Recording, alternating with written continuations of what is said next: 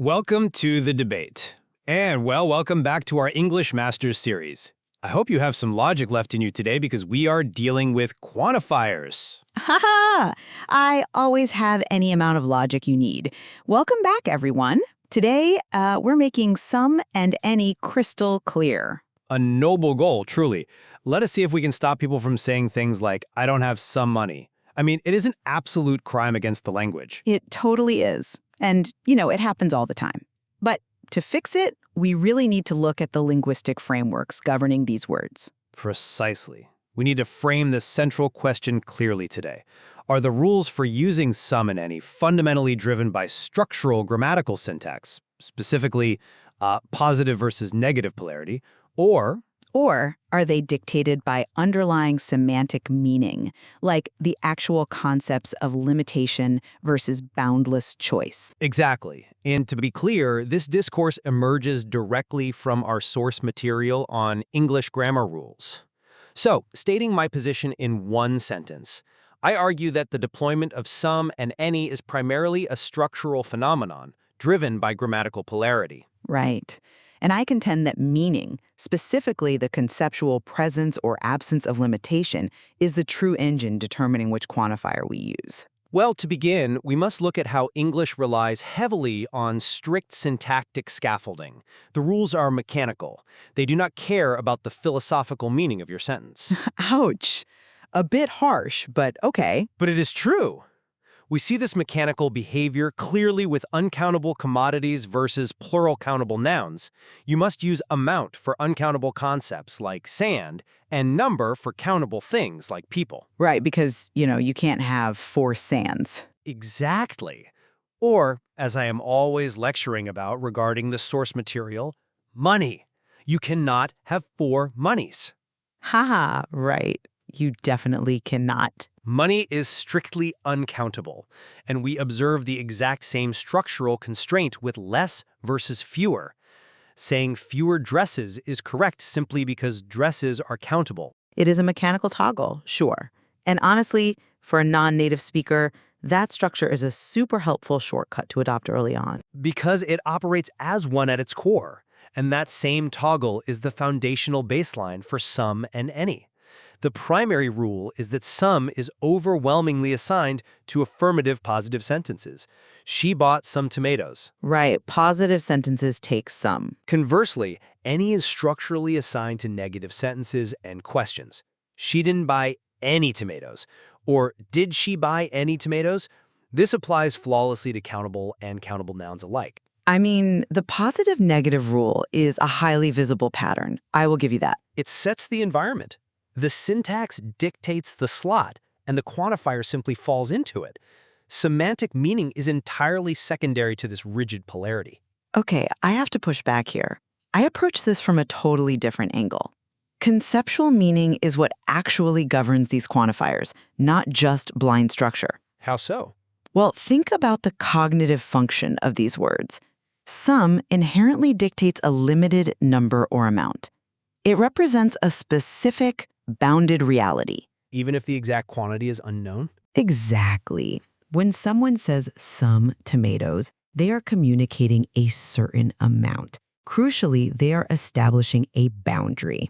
And going back to your money example, that's exactly why we say some money instead of a specific amount like $20. Ah, I see. Yeah, the word some steps in to give us a boundary around that uncountable concept. But then consider any. It signifies a complete lack of limitation, an open-ended boundary. And, wait a minute, any frequently appears in positive affirmative sentences. In highly specialized circumstances, yes. But that proved my point. Think about when any means, like, it doesn't matter which one. You can take any bus, or any smartphone will do. He can eat anything and not gain weight. Ah, yes, the freedom of any. Exactly. The freedom of any. Structurally, those are perfectly positive affirmative sentences. But the concept of boundless choice totally overrides your syntactic structure. Whenever structure and meaning clash, meaning wins. That is an interesting framing. However, let me offer a different perspective on how these so-called exceptions operate entirely within the structural framework. Let us examine sentences with what linguists call a negative feeling. Oh, like words like never or hardly? Precisely. Words like never, hardly, or without. For instance, Julia left the house without any money. Yeah, which perfectly illustrates meaning shaping the outcome. I argue the exact opposite. I view it as absolute proof of structural dominance. Words like without act as syntactical triggers. They create a negative grammatical environment, much like putting a minus sign in front of a bracket in mathematics. But language isn't math. Structurally, it functions like it. Everything inside that bracket is subject to the negative polarity. It mechanically requires any. It is not that the speaker is pausing to ponder the philosophical limitlessness of Julia's lack of money. The word without simply flips the switch. But you're ignoring human cognition. Have you considered what a word like without actually represents conceptually? You call it a trigger, but it's really a conceptual void. A void? Yes. Without any money expresses an absolute lack of limitation on the emptiness. If you said without some money, you'd be implying she left without a specific, limited stash of cash, maybe an envelope on the counter. But without any money means zero limits on her lack of funds. The meaning summons the word, not a grammar switch. But if this void is so dominant, why are these universally categorized under the umbrella of negative environments? The scaffolding of English absorbs these words and dictates the rule accordingly. Polarity is the governing force. They categorize it that way because grammarians just want to retrofit a messy reality into a clean rulebook. Well, let us test this against interrogatives then. Questions are perhaps the most revealing terrain for this debate. According to the baseline structural rule, questions require any. Do you have any children? The syntax demands the negative polarity quantifier. Right. But here is where it gets tricky. If it's a question, do we always use any? I know where you're going with this. No, we don't. For offers and requests, we actually use some. Like, would you like some tea? Or can I have some water? Exactly. They are questions structurally identical, yet they use some. I frame this as a pragmatic social exception. The structural rule is momentarily suspended by politeness because we expect a yes answer. I see why you call it an override, but actually, it proves the semantic rule perfectly. Really? How? Look at the reality of the object. When someone asks, would you like some water? The speaker is offering water that actually exists in physical space. There's a limited, real amount of water sitting right there in a pitcher. So the physical presence dictates the grammar. Yes, the semantic reality of some, a bounded entity, is physically present. Contrast that with a true inquiry, like, do you have any juice? The existence of juice in the fridge is totally unknown, limitless possibilities. So any is required. It's about reality, not politeness. That is quite elegant, I will admit. But I am not convinced, because you place too much faith in the philosophical weight of some. What do you mean? If semantics and real amounts rule entirely, how do we explain the subtle shift between the zero article and some?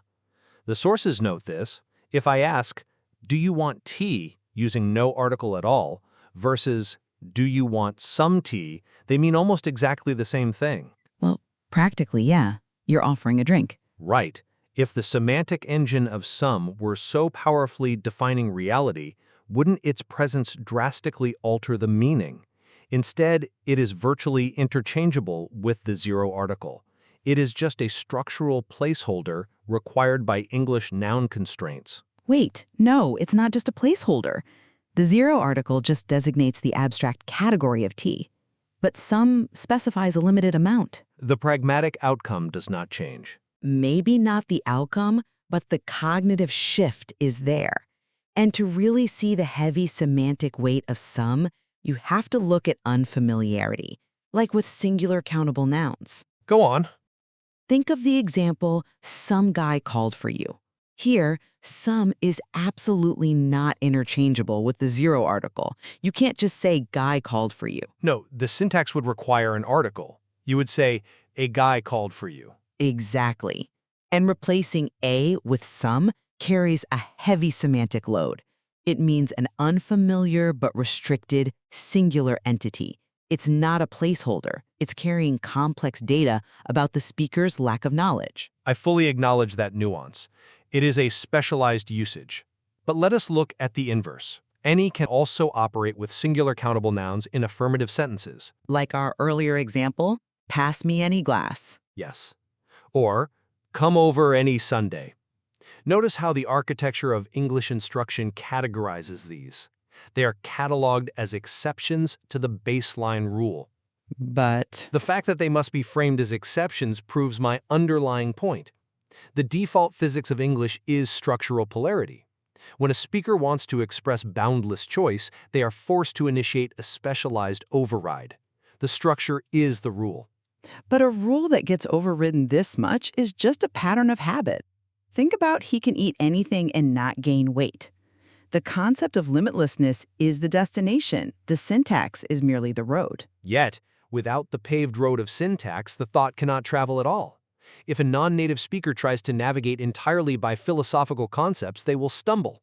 Not if they understand the meaning. If they say, I don't have some questions, because they conceptualize their lack of questions as a bounded set, they will be grammatically incorrect.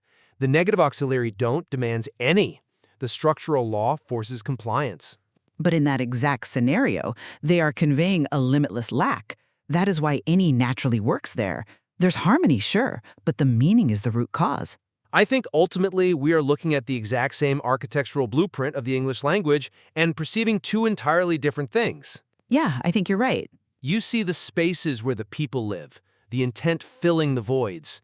I see the load-bearing walls and the foundational concrete that keeps the roof from collapsing on top of them. That is a very fair assessment of our perspectives, actually. Well, as we draw this discourse to a close, I maintain that the baseline syntactic polarity, affirmative versus negative, is the foundational physics of these quantifiers. Mastering English requires understanding this mechanical reality first. And, well, I maintain that recognizing the concepts of limitation versus boundless choice unlocks the true logic. When any appears in a positive sentence or some in a question, we are witnessing meaning rightfully overriding structure. I do think we agree, however, that mastering words like some and any requires moving far beyond basic rules. Oh, totally. You cannot speak English fluently relying solely on mechanical rules, nor just on philosophical intent. Viewing language through both lenses deepens our understanding of how humans encode reality. Indeed. And it suggests there is much more nuance left to explore in the mechanics of English. We have barely scratched the surface of pluralities and category nouns. We will have to leave our central disagreement unresolved for the listener to ponder today. Are we dealing with rigid physical laws of polarity or the fluid reality of human intent? A perfect place to leave it. And hey, that's another battle won.